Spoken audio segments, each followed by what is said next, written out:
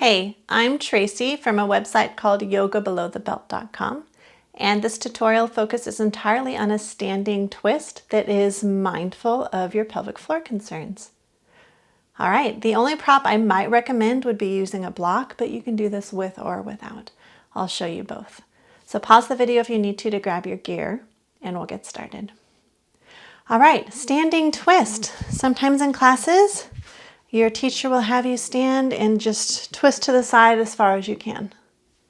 Now let me show you how I recommend doing this for pelvic floor concerns. Now when you're twisting and rotating the body all the way around, you create not only a little bit of tension in the knees, which is not perfect, you can also see that I'm rotating the hips with me as well. This means that the spine is not quite aligned in a neutral position, and neither is the pelvis. So I would recommend bringing the hip forward again, so the hips are always pointed the same direction as your feet.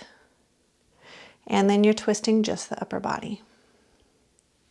So let's show you from the beginning. I always cue students to stand with the feet hip distance apart, so there's not a lot of pressure. The knees are nice in line with the hips, and we keep the knees soft. You'll never lock out knees in one of my classes. So the hips are parallel to the floor. We're not kicking them out one way or the other. Nice natural curve in the spine to start, especially the lumbar spine, which is the lowest part of the back. And then for the twist, we're only moving the upper body, working on the upper back. And then for the other side, we would just come around this way. So I'm not moving the hips in the whole body with me. The hips are staying in position, and it's just the upper body twist. Now if you want to use a block, you can choose the direction. You can put the block between the calves or the upper thighs, whatever's more comfortable for your body and your body shape. Some people will find this incredibly uncomfortable, so then they'll come down below. Now, the reason for the block, if you are very gently hugging the block, not at the knees, but at the calves or the upper thighs, you're activating and engaging the inner muscles of the pelvic floor. So it's giving you support. It's helping build strength without even thinking about it. And it'll also help you with nice support. So you have something to hold on to. You're nice and tall through the spine. The hips don't move, and you're just moving the upper body. So let's join in together. With or without the block, your feet should be roughly hip distance apart. We'll take a nice deep inhale, bringing the breath all the way down to the pelvic floor.